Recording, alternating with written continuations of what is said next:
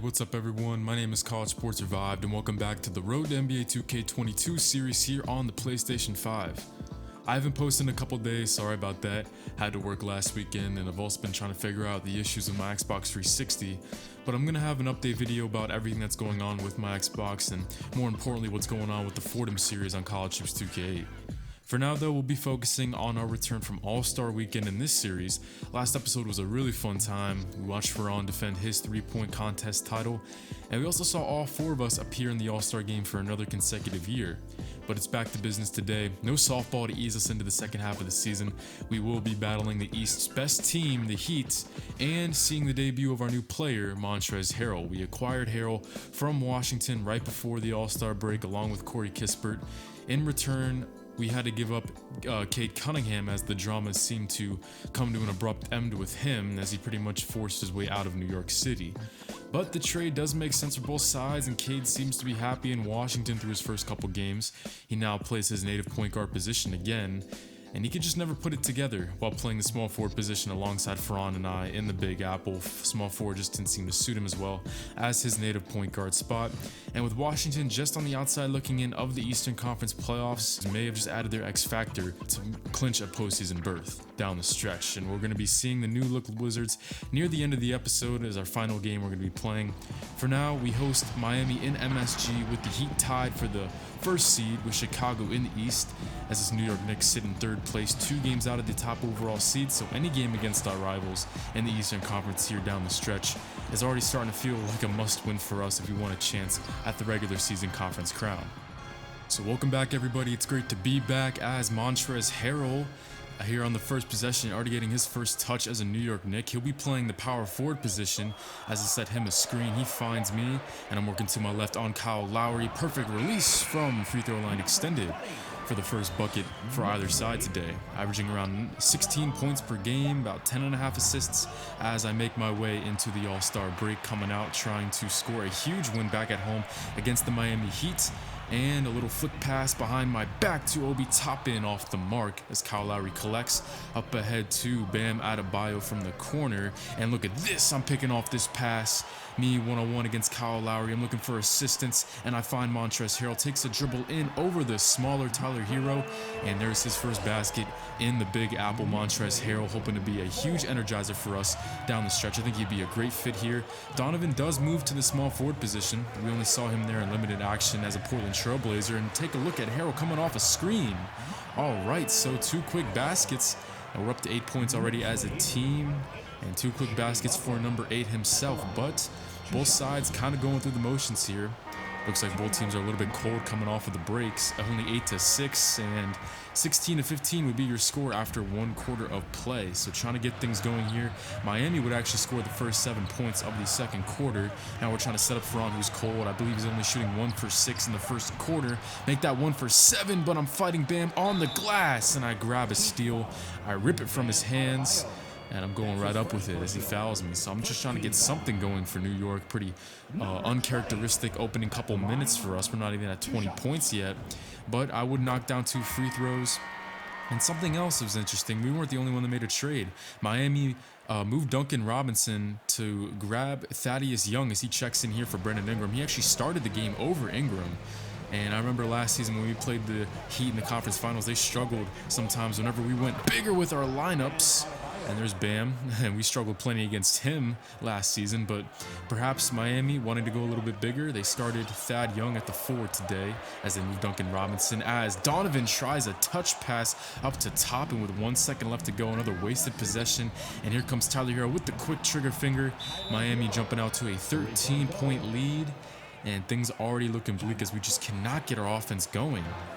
So 4 minutes to go, we're still only sitting at 24 points. That is a pretty sour mark as this bounce pass is then picked off, trying to set up Donovan, as me, Ferran, and Donovan have all had tough days at the office so far. And here comes Bam Adebayo right down the lane. Obi Toppin, tough matchup for him. Adebayo always seems to save his best performances whenever he sees the blue and orange jerseys. And we found that out pretty quick last year. So 44-35 at the break. We're pretty lucky to be only down 9 with the way we've been playing as a team. So jumping into the second half of action, Miami opening up on a huge run. But, I mean, hey, whenever Donovan's 2 for 8, Ferran was 1 for 8 last time we checked. I mean, we're just not going to be able to hang. Whenever the big three's not playing all that well, including myself, only 2 assists in the second half. How often do we see myself being held to this low of an assist total? Well, this one goes into the corner, an uncontested 3 for Obi Toppin, but it might be too little too late, as that's pretty much the only highlight I really need to show here in the third quarter. It was another forgettable quarter, and now the lead swells to about from 20 to 30 as we jump to the fourth quarter. So this one's looking more and more like a lost game. The Heat beat us right before All-Star Weekend on a pretty depressing way to end the game, as Ferran earns a steal and nice no-look dish inside, a flashy pass to Toppin. But I really wanted to get revenge from the Heat. You know, they beat us on a pretty close game. I mean, it was a great game right before All-Star Weekend, and Kyle Lowry was the one who hit the 3 to eventually win the game for the Heat. But just to come out like this is not a good look for us. But hey, we've got it down to 20, and I mean, hey, whenever you're struggling, as this one goes up to Ferran, it's the big 3 finally starting to show what they're made of. It only took us 3.5 quarters, but whenever you're getting blown out like this, I always like to say this: you never want to just all of a sudden roll over, because you could always take some momentum if you have a good fourth quarter into the next game, and that's what we're looking to do here. Nice play by Donovan on the other end, finally stopping a lob. We all know how hard that is to do against the Miami Heat. We've got the lead back down to around 15. 103-87. At least it's a little bit more competitive here down the stretch, as we actually had a lot of highlight plays here in the fourth quarter. This one's a pick for Ferran as he looks baseline to Obi Toppin. Where was this for the first 3 quarters of play? Man, if only we play like this for half the game. You know, if we played like this for another quarter, it may have been a different outcome. But I would check out with a couple minutes left to play, and Miami would take it to our second unit. So 113-91 in a forgettable way to open up the second half of the NBA season here in year 6. Ferran with 24, he had over half of those points in the fourth quarter alone. I had 12, 3, 7. Pretty solid outing in the second half, but I was pretty much invisible in the first half, and then 5 turnovers as well. Montrezl in his debut as a Knick with 10 and 2. And how about Donovan in his first game this season at the small forward position? 6 points, 8 rebounds, but 3 for 11 shooting. That's definitely going to be something to monitor moving forward. Is Donovan better at the 3 or the 4? Because obviously you want to get minutes to Montrezl.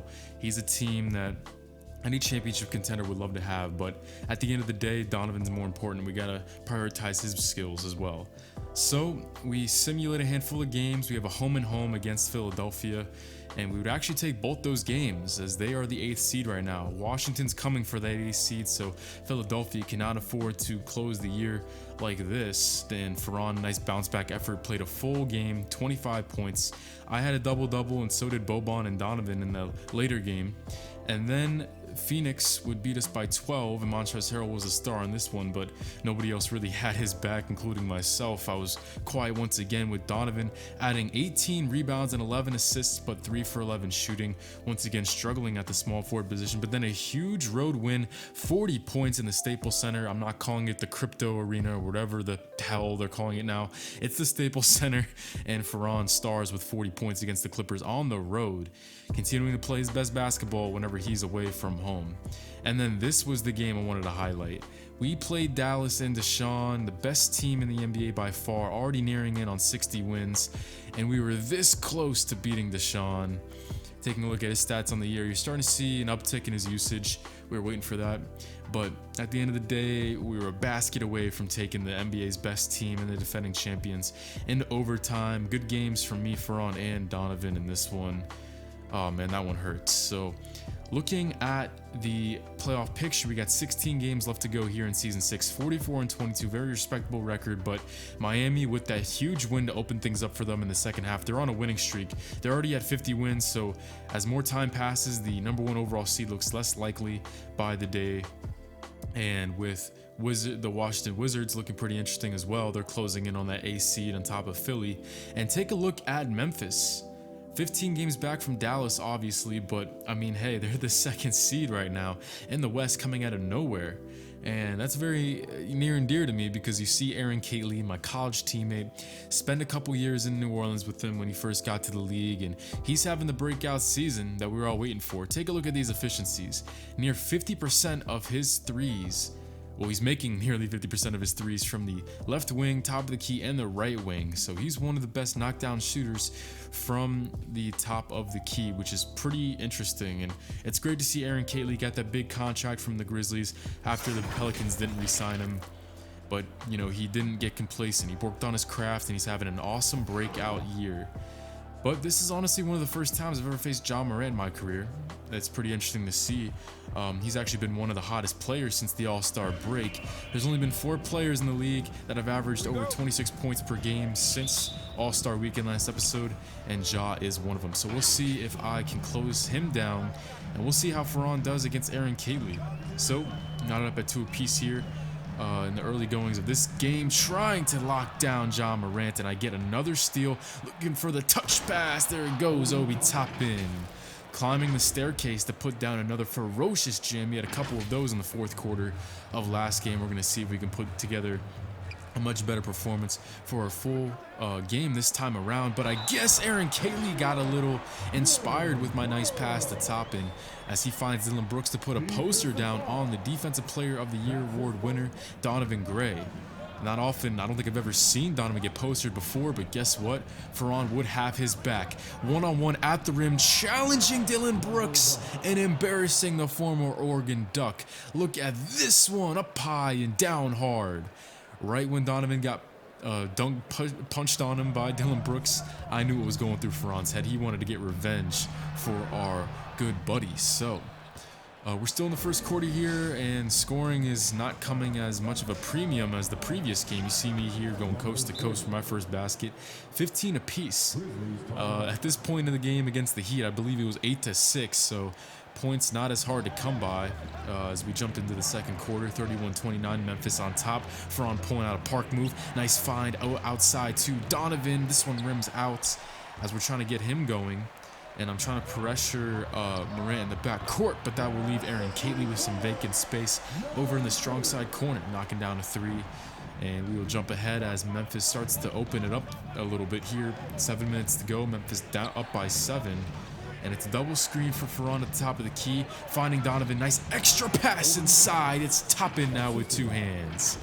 On top of Aaron Cade. Here comes Obi coming through the lane. So the passing starting to look a lot better here in the second quarter.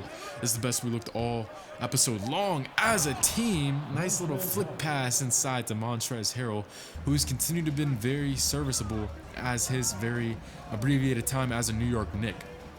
Every single game, I haven't seen one bad game from Montrezl so far, whether in simulating or in person. Harrell's been a pretty solid acquisition for us as this one swings over to Dillon Brooks in the corner, opening things up with a missed shot here in the second half of action for Memphis. We're up by 1. I barely fit a pass. Going coast to coast is Donovan. I finally get him an assist. He's been a little bit quiet as his first couple games at the small forward position have not gone as planned. But there's still plenty of time to get things going. Donovan, he moves to the corner, opening things up for me. Nice screen set for me as it was a team effort to get me open for that rare 3-pointer made there. 61-55 as I'm starting to now once again pressure Ja. He's taken a lot of shots. He's gotten his so far, but his efficiency hasn't been there as he forces one up here. 61-55, this is our biggest lead of the contest, and it will continue to swell as I have Steven Adams on me. I can get past him. The help side comes, and it's a beautiful dish pass inside. Donovan's hype. You see him throwing a fist in the air, and we are looking awesome as a team. Starting to really turn things around from that disappointing performance against the Heat at home to open up the episode. As we see Montrezl, he's going to need some help here with 10 seconds left to shoot. I'm pretty far away from the basket as Dillon Brooks switches on to me, so I'm going to have to get creative. Look at the step back, and then I step back again on Dillon Brooks. I got him all twisted around. That'll get me in double figures for the first time this episode, and Dillon Brooks looking lost as I add him to my collection of crossover victims. That was an awesome take right there, and an awesome jumper from 15 feet. 11 points, 7 assists, looking a lot better from a personal perspective in this one. And look at Memphis. They were covering the pick and roll between me and Toppin, but how can you leave open the 3-point contest champion? Ferran is starring today, and he's a big reason why we have such a big lead and we're having such a great third quarter as a team. Time out, Memphis. We're only 3 minutes into the third quarter and we've already scored 12 points as a team. So we're pacing 36 so far and we're opening things up. 79-63 as Fordham looking to stay hot, tries a step back jumper, but it's knocked away by Jaren Jackson. Obi recovers, and with 5 seconds left to shoot, we're gonna have to improvise here. 3 seconds left. Fordham quickly off the screen, fading back to the corner and fading back on his release, and it doesn't matter. I've got a double-double in this one, and it's nearing a blowout here. We're going to jump to the fourth quarter. Not much left to show, as here in the second half, it's been all New York, as Fordham working off another screen. This time, it's up top to Donnie G doing a chin-up on the rim. That's the vintage Donnie G we know and love. Need to see more of that moving forward as we try to turn him around. 109-87, as I'm looking for another stop on Ja. He's taken a lot of shots today. The efficiency hasn't been there, and he's also turned it over 5 times. Up ahead to me, flick pass into the corner, and it is Fordham in rhythm as he nears in on 30 points tonight. We're going to get to all that in the box score post-game. And it was one of those games for me. I needed a turnaround effort after not putting my best foot forward against the Miami Heat. I turned it around a little bit in simulating, and this was an awesome breakout performance. A 15-15 game for me here tonight with a lot of steals. Played good defense on one of the hottest players in the NBA, Ja. And 119-92 would be the statement win as the buzzer sounds. I did have 7 turnovers. I know you guys are looking at that right now, and that's one part of my game that I wish I did better on tonight. However, 15-16, 4 steals, and I was a big reason why Fordham dropped 28 tonight, nearing in on 30 points. And Donovan, once again, 6 for 10, pretty solid outing, but not what you might expect after the way he opened up the season. 14-9, 2-2 with a block. Boban with a double-double as well, and Mitchell Drew had a solid game off the bench. Montrezl with 6 as well. Good defense on Jaren Jackson Jr. So moving ahead and simulating, we do score 2 more wins to open up a 3-game winning streak. And there's also 5 games in a row where we've dropped at least 109 as a team. So the offense is looking great. And in that stretch, we've also had 3 games where we've held our opponent to under 100 points. So the defense is also looking a lot better here after that Miami Heat game. And we head back home for a tango against the Washington Wizards, who are red hot right now.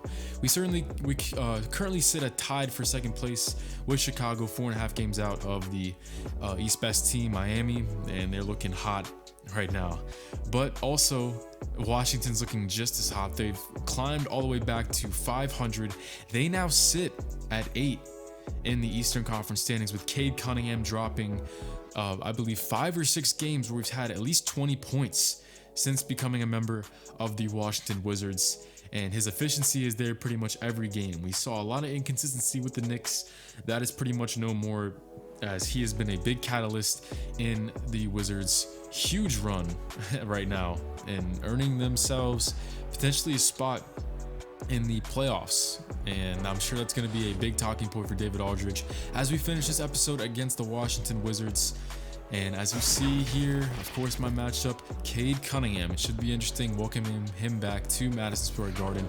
We've had a lot of drama this episode, or rather this season, but I think Cade Cunningham is another one of hard trauma and fueled endeavors. But at the end of the day, he comes back, and we have to put all that aside as Cade Cunningham coming out.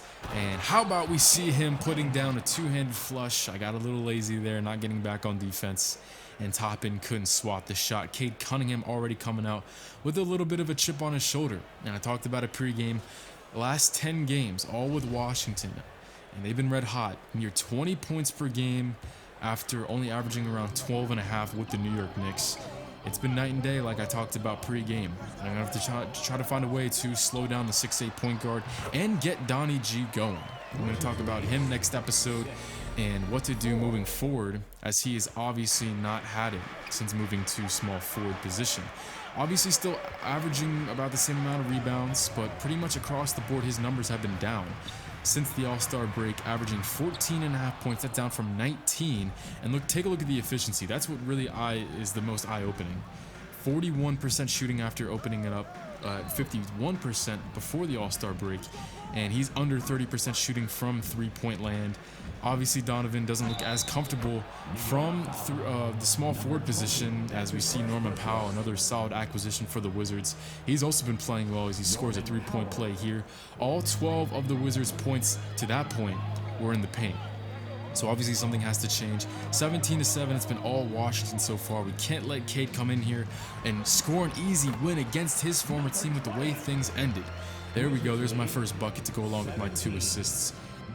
As checking in for the Wizards is Isaiah Thomas. I remember him on the Sixers as I take this steal away from Raul Neto. This one's up ahead to me, and I don't even know, like, it's just in rhythm at this point, running fast breaks with Ferran. I already know where he's going.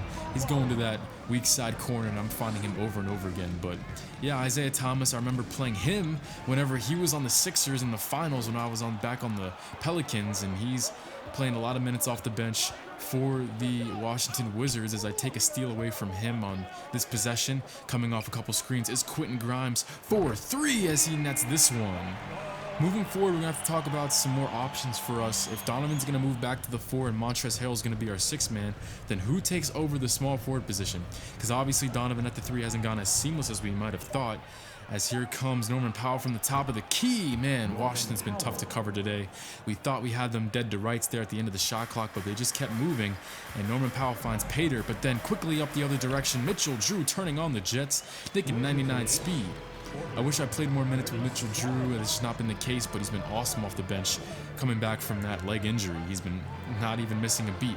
This one goes inside. It's once again Jerome Clifford, as we need to talk about him. What's going to happen to him with Cade moving to the point guard position?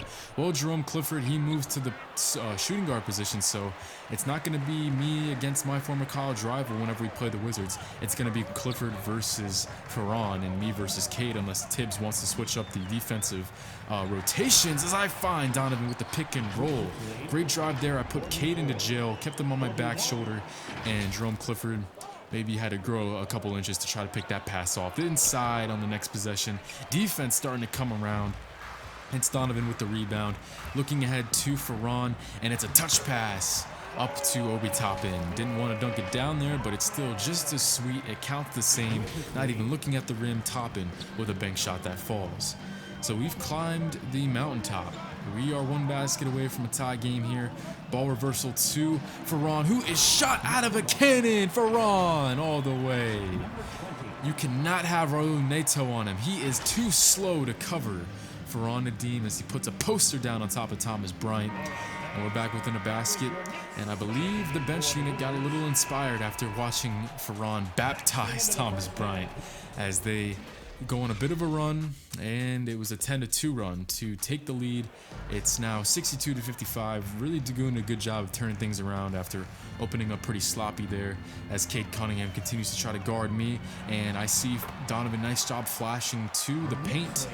He made himself available, and I found him there for another assist. After not having many assists against the Heat, I believe I ended that game with 7 assists. My passing's been on point ever since as Jerome Clifford moves to his left, knocking down a basket. Man, this backcourt is so hard to cover. Clifford and Cade Cunningham, they are going to be one of the best backcourts that the Eastern Conference is going to have to offer for years to come. So now up by 8, here comes Ferran down the lane. They give him continuation. Jonas Valanciunas too slow in the reversal. Another Wizards pickup. However, he was last offseason they signed him. So 73-66, 6 minutes to play. It's another good offensive showing for us. We're already nearing on an 80 points. As Jerome Clifford, he comes to casually off the pick, and I take away another steal. Up ahead to Ferran, and it's back-to-back 3-point plays.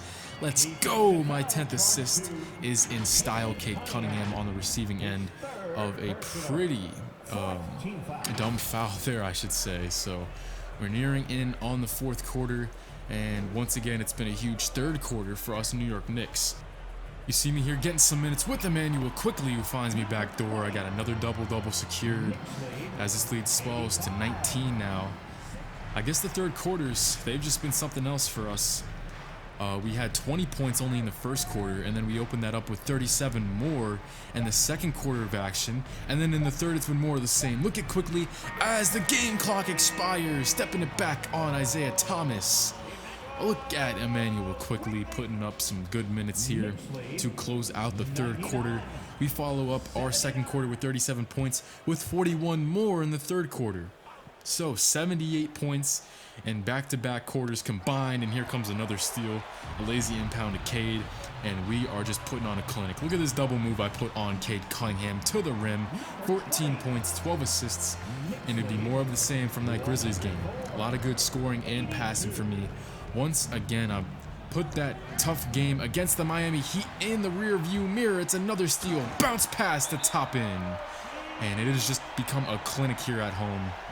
Cade Cunningham, his welcome back party to New York has been spoiled.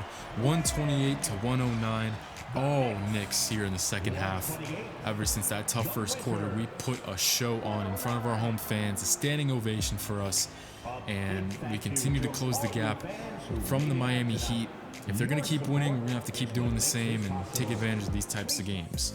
33 more points for Ferran, 12 of 18 shooting. Donovan with his best game of the episode that we've actually sat in and watched. 18 and 9 for him with 3 blocks. Mitchell Drew with 17. I wish I showed more highlights of him. This might have been the best game we've seen from him in person. He was awesome, and I actually had a good amount of minutes with him. 16 minutes, 17 points for Mitchell Drew. I had 14, 15, 6 steals. I need to check if that's a career high or not. I'm gonna have to go back to some old episodes and see, because that might very well be a career high in steals. And I was not the only one to record double-digit assists. Emmanuel quickly off the bench with 10. As Cade Cunningham had 29, I allowed some garbage points for him in the second half, but at the end of the day, it doesn't matter. Jerome Clifford with 16 and 11, Norman Powell with 13. But outside of Cade and Clifford, not much production for the Washington Wizards.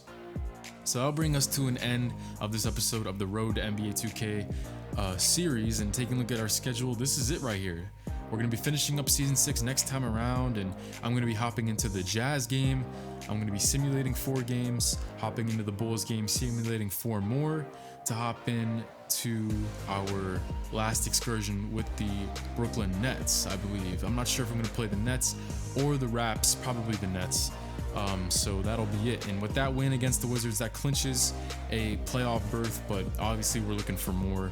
4.5 games back with the Miami Heat, tied with the Bulls.